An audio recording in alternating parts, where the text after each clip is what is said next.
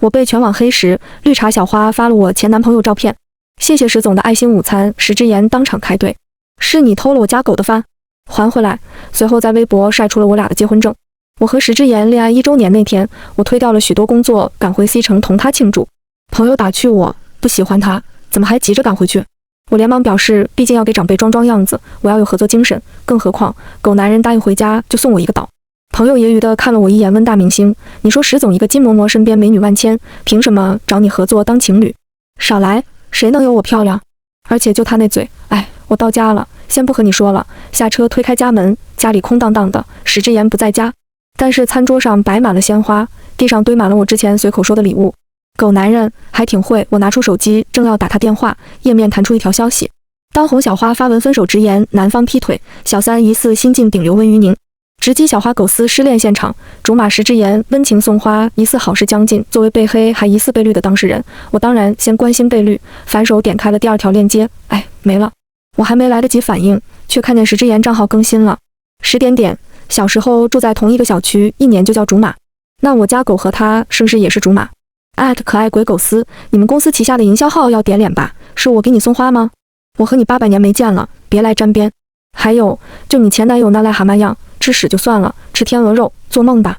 再乱写，来一个，我炸一个！看着这条消息，我的心情直接多云转晴。石之言去年因为一段金融采访一炮而红后，注册了微博。用网友的话来说，是又帅又有能力。作为 C 城科技新贵，大家被他的脸迷得死去活来时，他下场单挑了某位黑粉，打破了所有人的幻想，自此获得了毒舌老公的称号。我正想着待会怎么奖励一下狗男人，经纪人打电话过来，让我待会儿转发一下澄清声明，然后私下和石之言先分手。我还没来得及回话，那边就发给我一个文件，是一档单身综艺的签约。经纪人表示，这个综艺最近非常热门，上了能有更好的曝光量。我虽然凭借偶像剧新晋顶流，但是电影资源缺乏，离岛新电影女主角的竞争非常激烈。这次直言是在流量小花里选，我上这档节目有利无害，只是我和石之言就得分开一段时间。看了看手中的文件，我叹口气，望着石之言精心准备的礼物，还是决定找个餐厅和他说这件事。毕竟待会儿石之言看着自己这么用心，还要被白眼狼分手，更难受了。我鼓起勇气拨通了他的电话，大少爷懒洋洋的声音在电话那头响起：“怎么，小没良心居然回家了？等着少爷，我拿了蛋糕马上回来。”更加愧疚了，我吞吞吐吐地表示我在家旁边的餐厅等他。电话那头的人轻笑了一声，短促散漫地嗯了一句。我正在心中准备着措辞，头就被人敲了敲。石之言正垂着眼睛看着我，他捏了捏我的耳垂。想什么呢？这么认真，给你最喜欢的天鹅蛋糕。我偷偷抬眼瞥了石之言一眼，大少爷正好掀起眼皮看了我一眼，有话直说，别偷看我。愧疚减少5分，我清清嗓子：“石之言，你还记得我们之前合作时说好的吗？”他散漫地靠在凳子上点点头，清瘦的手转了转手中的盒子。那个，我们先终止一下合作关系。空气静止了片刻，石之言蹙起眉头，一言不发，抬眼看向我时半笑不笑。分手？我点点头。他生气了，我也知道这件事我做的不人道，可是后天节目就开始了。我正要和他解释，却见他黑着脸走出了餐厅，我连忙跟出去。刚进家门，他一把将我压在门上。我们只是分一段时间，等我。石之言用手捂住我的嘴，不让我说话。狗男人。第2天醒来，我转头却看见他神色难测地站在窗前，挂了手上的电话后，整个人气压都有点低。见我醒来，他后背抵在窗边，不咸不淡地看了我一眼。我同意了，按你意愿分手。说完他走了，我心骤然落了一拍。刚才他挂电话前，我清楚地听见那边传来一声娇滴滴的严哥哥，对不起，这个声音是狗丝。明明是我提的分手，可我突然觉得心里压着一口气吐不出来。还没来得及伤心，经纪人突然给我发了一条消息：“姑奶奶，怎么回事啊？你和他怎么被拍到了？”我登上微博，一点进去就是当红顶流温于宁疑似脚踏2条船。C 城豪门金贵石之言，而狗丝男友顶流温于宁出轨后又做小三，配的都是昨天石之言黑着脸走出餐厅，而我急忙追赶的视频。狗丝又刚好发了一条茶里茶气的微博：“被误解，被背叛，被蒙蔽，又怎样？黑暗过后一定会迎来黎明的，加油思思。”此话一出，加上早上的猜测性视频，一时之间我的微博被骂上了热搜。哎，天啊，温于宁那边怎么好意思说无端受牵连，八爪鱼实锤，维护他的狗看看，你家主子翻船了。B 就是狗丝和她男朋友之前好甜，没想到是被温于宁插足，她可真是好手段。早就听说她人品不好了，石之言肯定被她骗了吧？绿茶、小三、婢子、贱人，一系列侮辱性的语言接连而来。尽管还有不少粉丝维护我，可我进娱乐圈没多久，粉丝粘性也不够，红与黑就在一夜之间。公司马上采取了应急公关政策，却压不住一个又一个黑热搜。我笑着淌出眼泪，反复看了几次照片，按灭了手机，脑海里回想起我进娱乐圈时我妈说的话：进了就别说你是我女儿，你周叔叔好不容易找了个条件好的，你嫁过去什么也不愁，外人攻击你没事，可是亲人也一起呢。我和石之言在的小区狗司还有记者压根进不来，我妈愿意花这么大的手笔帮别人来泼我脏水，不过是想证明没了她我什么都不是。她生我养我，安排好我的人生，不过是为了最后给她的豪门生活助力。但是她没想到我赶进娱乐圈，赶在席面上挽着石之言出场，明晃晃地打着她的脸。窗外下起了雨，天色灰蒙蒙的，我又待在了孤岛上，我蜷缩着躺在床上，看着天花板。手机里突然弹出一条消息，狗司发了一张餐桌图片，茶气地问我：姐姐，你吃早饭了吗？照片里他对面那双骨节分明的手是石之言。过了一会儿，他马上就撤回了。雨飘打在窗户上，某一刻，我突然很想爸爸。突然门口响起了一阵窸窸窣窣的声音，我警觉地坐了起来。2个月前，我凭借新剧爆火时，有一个狂热的男粉丝找到我家的地址，如果不是石之言在，后果根本不能想象。我拿着手机正要报警，却见石之言脚上踩着雨套走了进来。他见我满脸写着紧张，喉结滑动了片刻，懒洋洋地开口：怎么，温大小姐担心我分手了来偷东西？鼻子这么红，真丑！一句话又把我眼泪逼了出来。狗司不丑，你去和他过呀。你说什么？他一头雾水地望着我。我点开手机，将截图甩给他。石之言接过去看了几秒，唇边勾起一丝冷笑，顺手将手中的包子甩给我。我低头一看，城南的老包子铺。温大小姐，我回去时狗司就在，虽然不知道他怎么攀上我继母的，但你也知道，我继母最喜欢给我添堵了。不知道他给狗司灌了什么迷魂汤。我做了3分钟，就出去给你买包子去了。沉默了片刻，他眯了眯眼。不过我们都结束合作了，你这闭嘴。他点点头，想了片刻，拿出了手机，打了个电话问对面的人是不是和狗司在一起。得到确切回答后，让他把电话转给狗司。之言哥哥，你找我有什么事呀？成天哥哥的，怎么你要下蛋啊？石之言皱起眉头。你说话归说话，别娇里娇气，还有别没事搞恶心事，真是乌龟掉盐缸里，给你这小王八嫌晚了。我说了，我继母说话只有傻子信，我对你不是为了欲擒故纵，而是真的厌恶至极。说完，他将电话用力一挂。某人刚刚打电话的样子还像极了混混，转头看向我时却一脸柔和。外面响起了雷声，可我只觉得心里暖洋洋的，正想着给他个拥抱，又想起他早上同意了分手，便微微愣了片刻。显然，石之言看出了我的想法，刚刚打电话的那股魂劲又回来了。他捏着我的脸，温于宁，行，你也就只敢在我这是犯你那公主病了。怎么，后悔和我分手了？我舔舔唇，摇摇头。他轻轻笑了一声，行，不后悔，微博少看，会没事的。他神色散漫地说完，便离开了。想着他刚刚的样子，我笑出了声，在床上滚了几圈。只是还没来得及开心，经纪人的消息就发了过来。宁宁那边综艺取消了合作，意料之中的事情。就算没出丑闻，前几天周氏投资的消息一出，我就知道会黄。经纪人正打电话过来安慰我，愤慨地和我说着节目组势力，却被人打断了。过一会儿，他一脸兴奋地告知我，有一档热门的恋爱综艺邀请了我。你觉得合适吗？我摸了摸额头。刚开始我是觉得不合适，可是刚安慰你时，感觉你挺好的。我愣了片刻，也是往常被黑，我嘴上说着不在意，心里还是很伤心。但是刚刚和狗男人这么一闹，我整个人好像打了鸡血，又活过来了。行吧，接吧。话音刚落，电话那头的人却有些迟疑，经纪人小声说了句，我上节目可能有很多黑子，而且狗司也接了这档节目。我点点头，正好愁没地方收拾绿茶，就狗司的尿性，他不发嗲展现自己的魅力是不可能的。黑我是吧？来，多来点人，好让你们看看谁才是绿茶。第二天，我参加节目预热直播时，终于明白这档节目为什么能火，因为他真的很会搞事。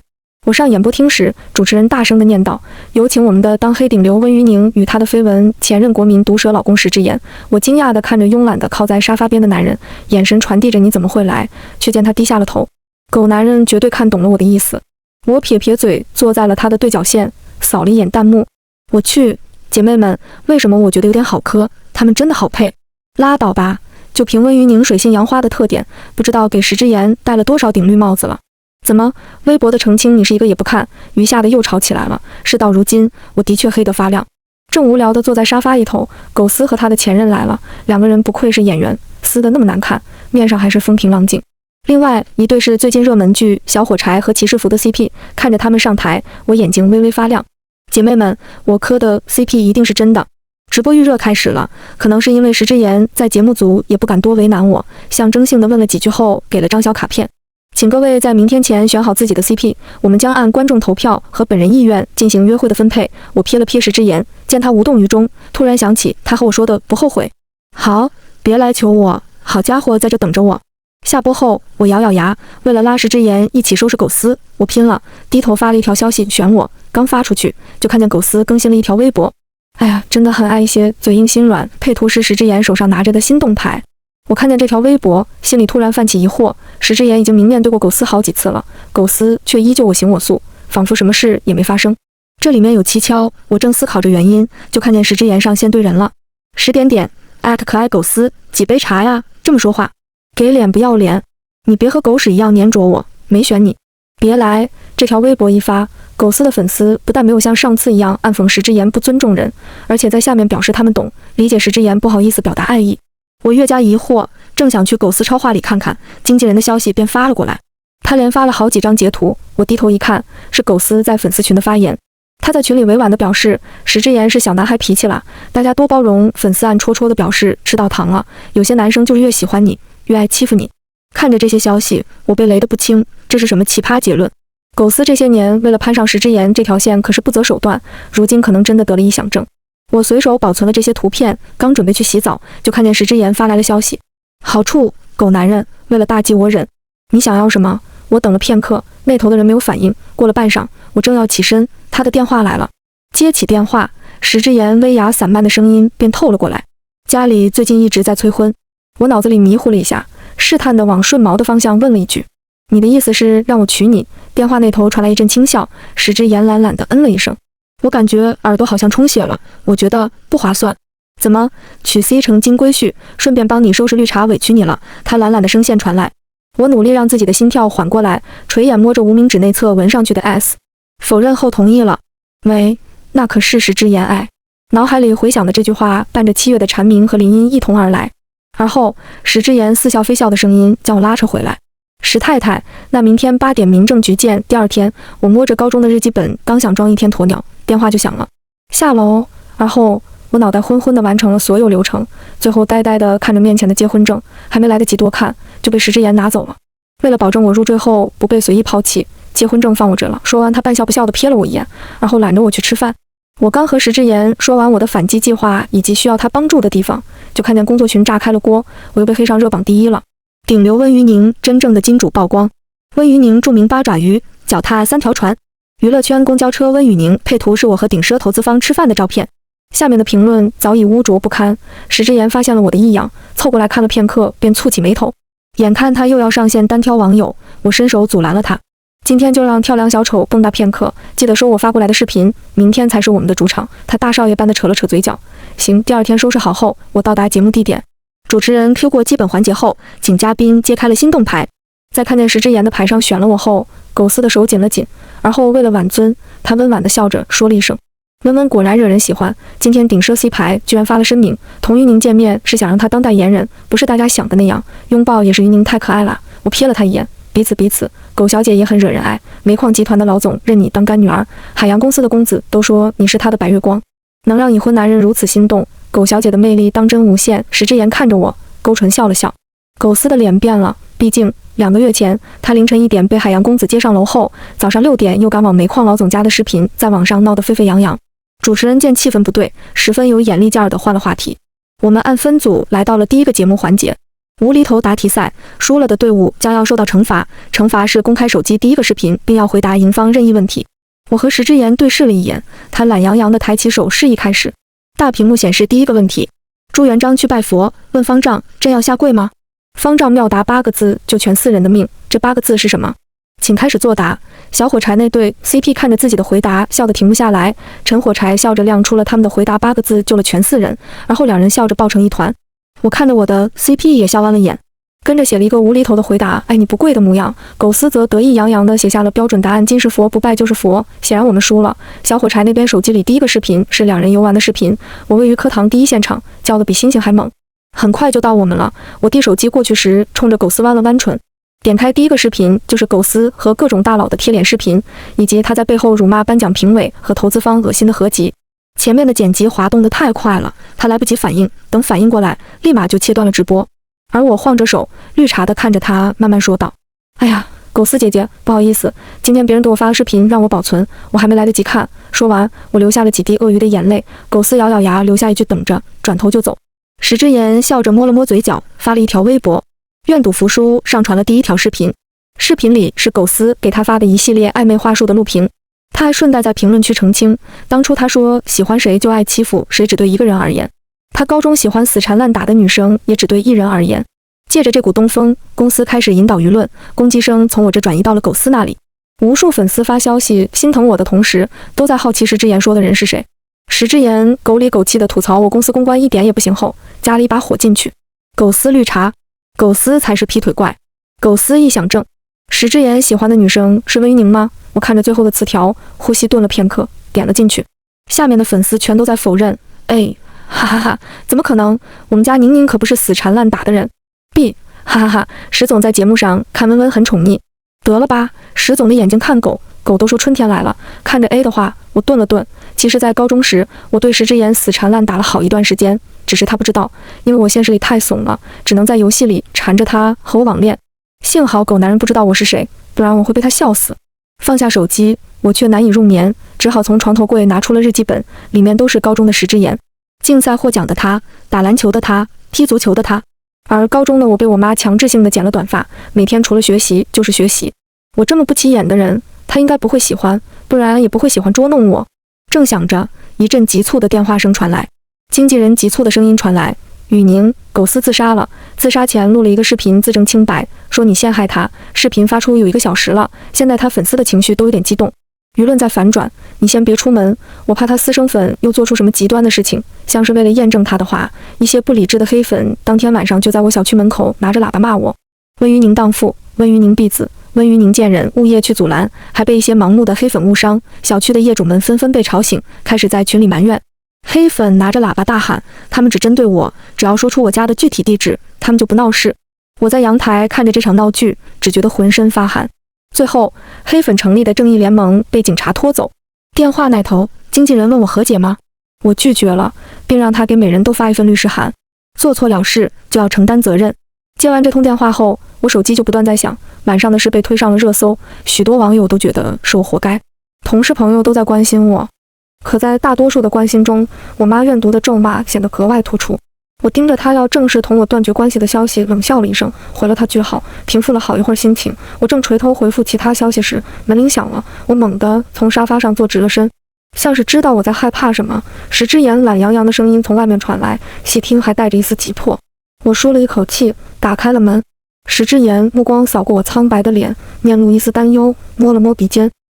电影院出了新电影，要不要去看看？我将衣服拢了拢。石少爷，大半夜你确定要和正被网暴的我一起出去？怎么想捞几个鸡蛋？见我还有空打趣自己，石之言微微松散下去，然后大爷般的躺在沙发上，指挥我去洗草莓。我白了他一眼，正要拿枕头砸他，经纪人又打电话告诉我狗丝发微博报平安，让我先别看微博消息。然而我这个人90斤的体重，有80斤是反骨，自然是不会停。还没点开手机，屏幕弹出推送：小花狗丝脱离危险，嘴硬心软石之言探病狗丝师徒。温于宁恶意剪辑的理不饶人，最后一个词条给我看笑了。庙里的大佛看着他们都要让位。狗丝报平安的那条配文是感谢石总派人送的爱心午餐，还放了3张图，一张午餐图，还有一张是他自己躺在床上虚弱的比耶，最后一张是他以小女生视角给石之言写的暗恋日记。不得不说，狗丝的公关和他的脸皮一样厚，明显是对石之言单方面的骚扰。暗恋日记就是小女生的崇拜以及期许回应的小心思。槽点太多，无力下口，所以我的互联网嘴替帮我动口了。10点，爱的可爱鬼狗丝，把我狗家的饭还回来。还有你那不叫暗恋，叫臆想症。看清楚，我结婚了，别来勾搭有妇之夫。配图是我和他的结婚证。石之言发完后便抬头看向我，一起被网暴呗。我好笑地看了他一眼，我又不是猪队友，放心，不会让你被网暴的。石之言摇摇下巴，怎么说？我拿起手机捣鼓了片刻，看评论，过一会儿看热搜。他低头看了看，玩味地勾了勾唇。可以啊，温小姐，你请水军说他混淆视听，明明对我死缠烂打，还要说成暗恋。另一堆更有趣，他身为圈内人，明显知道我们的关系，这就是想当小三不成，反来黑你。不过你之前被黑时怎么不这么反击？他挑挑眉，我喝了一口奶茶，之前我想看看他为什么这么针对我，现在嘛，知道了，拜你后妈所赐。他散漫地耸耸肩，我后妈在搞鬼，本来我要和狗司摊牌，但是为了你的复仇计划，我再等等。温小姐，按你说的，余你50，我来听你下一步的复仇计划。我好笑地看着他，开始和石之言说需要他配合的地方。我反击狗司时，就知道他不会这么简单就被我踩下去。不过开胃菜送了，宴席也该为他开了。我这个人睚眦必报，狗司第一次害我时，我就开始调查他了。最近在石之言的帮助下，我得到的消息还挺劲爆。不过可能是因为双方的火药味太重了，彼此带着想让对方死得很近。节目组导演怕综艺录不下去，打电话过来，乐呵呵地表示他办了个小晚会，后天我们能不能赏脸一起吃个饭，双方澄清一下误会。我同意后挂了电话，而后拍了拍石之言。好戏要开场了，差不多了，该送狗司进去了。石之言来接我参加晚会时，告诉我他那边的任务已经完成了。我先他一步进了晚会厅，刚进门狗司就举着手机走了过来。宝宝们，温温来啦，你们别担心了，我们有什么误会，今天都可以直接说开的。说完，他便将镜头对着我，假意问我，饭前直播一小会儿，我不会介意吧？我似笑非笑地点点头。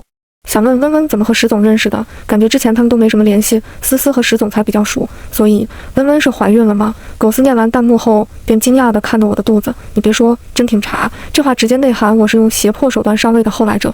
我还没回话，石之言就从我身后出现，懒散地伸出手，从钱夹里拿出了一张照片。石之言敷衍地对着镜头道，不好意思，他现在还没怀，不过我们会努力的。还有，澄清一下，我和他是高中同学，有照片为证。我的心跟着他低沉的声线不断地跳动。眼见弹幕的风向开始变了，狗司神色难堪地找了个借口关掉了直播。他刚想和石之言打招呼，大少爷却揽着我就往前走。我下意识回头，只见狗司满脸戾气地看着我。推开小包间的门，石之言帮我拉开椅子后，便自然地坐在我身旁。导演乐呵呵地找着话题，我和狗司都官方地应付着。中途石之言出去了一会，回来不久，狗司的电话便响了。他看着手机变了变脸色，找了个借口出去了。我和石之言打了个手势，便跟着他走了出去。他进了前面不远的休息室。你威胁我？可以啊，看看你夫太太的日子还可以过多久吧。拿假微信来骗我，你那傻逼儿子只会听我的。狗司泄愤地挂断了电话。我悄悄地往前走了走，找了位置。过了一会儿，休息室的门开了，我便拿着手机，假意背对他的方向说道：“你告诉我的属实吗？”那他犯法呀。你在和谁打电话？我转过身，狗司正阴森森地盯着我。没谁呀。我的私事和你没关系吧？挂了电话，我就往小包间走。但很显然，刚才的事让狗司不安了起来。用餐时，他都一脸心神不宁地看着我，看来人要上钩了。饭后，导演邀请我们去他的庄园唱歌。狗司主动走过来和我道歉，而后提议我们女生去买一些吃的。中途还以我和他讲清误会为由，让另一个女孩子先走。温温，上车吧，我们去最近的超市。他递给了我一瓶椰子水，这瓶椰子水蛮多人都在喝，见我拿在手上没动，他便红着眼睛哽咽着说：“温温，我之前是被人欺骗了，所以才那么对你。我现在和你道歉，你能不能给我个机会？”我尴尬地笑了笑，顺着他的意思喝了口水。见我喝水后，他面色放松了不少，便没怎么讲话。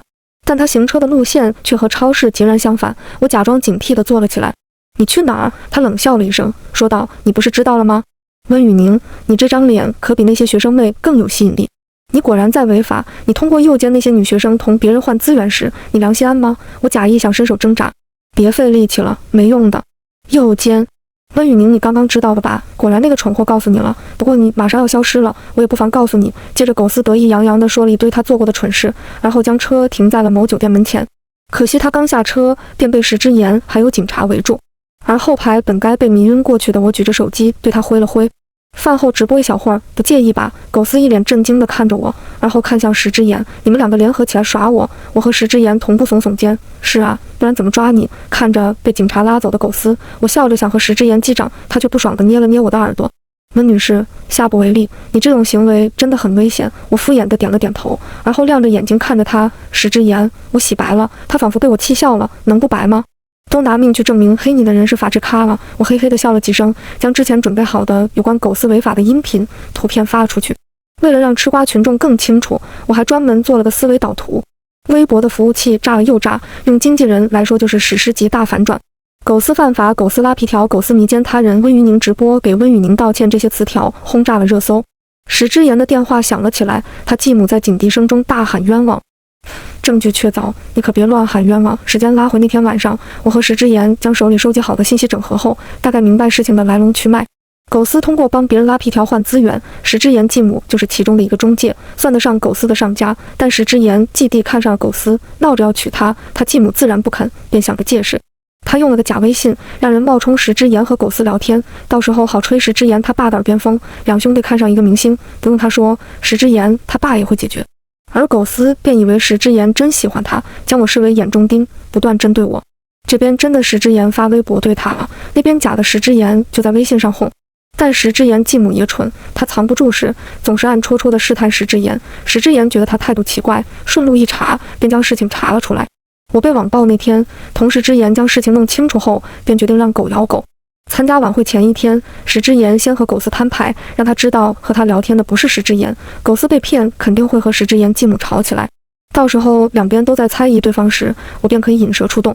狗司觉得石之言继母找我这个被他陷害的人组成同盟，所以他自乱阵脚后肯定会做一些狗急跳墙的事。我开始只是觉得他会威胁我，好趁机引导他坦白，却没想到他如此歹毒。不过幸好石之言和我做了两手准备。狗司和石之言继母身后还扯出了一批人，我也算为那些被害而不敢发声的姑娘们惩戒了恶人。庭审那天，狗司和石之言继母在庭内破口大骂，互相揭短。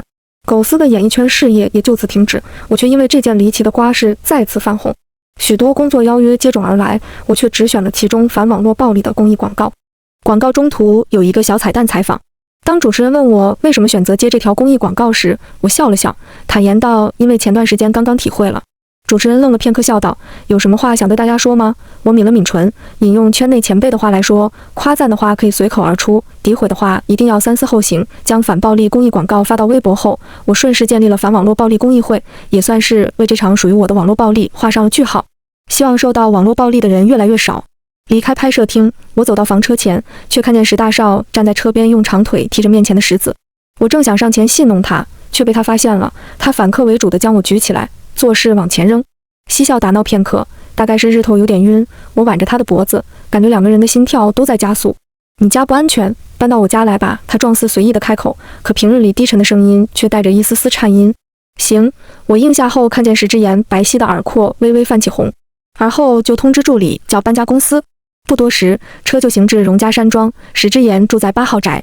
下车后，我好奇地打量着四周，石之言从鞋架上拿出一双草莓熊的鞋子，还告诉我是新的。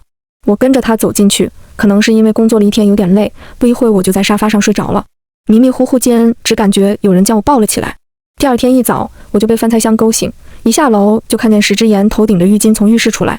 我正想着非礼勿视，突然想起他是我老公，看他的眼神立马理直气壮了起来。石之言擦了擦头发，带着一股松木香走来。我状似无意地转过头去，他越过我，端着早餐从厨房走来。吃完早饭，石之言大爷一样的靠在沙发上，拖长了尾调叫我名字。稳，来打游戏。我无奈地掏出手机，却在见到他给我发的游戏链接时僵住了手。见我愣住，他拍了拍我，怎么回事？我摇摇头，手机里没有这个游戏。他盯着我看了半晌，淡然地点点头，将手机收回袋子里。行，去上班了。等他走后，我舒了一口气。我就是在这个游戏里死皮赖脸让他和我网恋，和他玩这个游戏等于我直接自爆。划开手机，昨天拍摄的那支反网络暴力的公益广告火了。我的粉丝还专门给我做了一个相应的应援视频，手机不方便打开，我便和石之言借用了电脑。在他书房看完视频后，我下意识地伸了个懒腰，却勾下了一本书。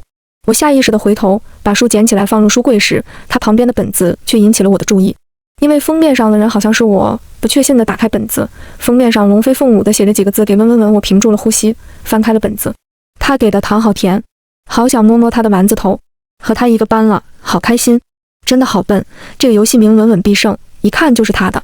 她是个渣女，只想和我网恋，不想对我负责。不能答应她，太容易得到，她就不会珍惜。冬至快乐，再见。中间有一大片空白，直到第99页。我娶到她了，结婚证放保险箱里，她永远是我的。我摸着跳动不已的心脏，平复着自己的呼吸，却被人从身后蒙住了眼睛。石之言拖腔带调的声音在我耳边低低的响起：偷看我的日记，想想怎么补偿我。我回头和他对视了几秒，微亮着眼睛看着他。把我赔给你，要不要？他微垂下眼，舔了舔嘴唇，还挺贵的。勉强可以吧。说完就伸出小拇指，我好笑地看着他，和他拉起了钩。晚上入睡前，我转头看着他俊俏的侧脸，然后学着他说话的腔调，贴着他的耳朵轻轻地说：“石之言，我告诉你个秘密，好不好？”他顶着黑发，在暖光里乖乖地点了点头，像一只等夸的小狗。我笑了笑，正色说道：“石之言，我喜欢你，以前是，现在也是。”石之言微微压住翘起的嘴角，低头贴着我的鼻子，懒洋洋地说道：“石太太，好巧啊，我也是。”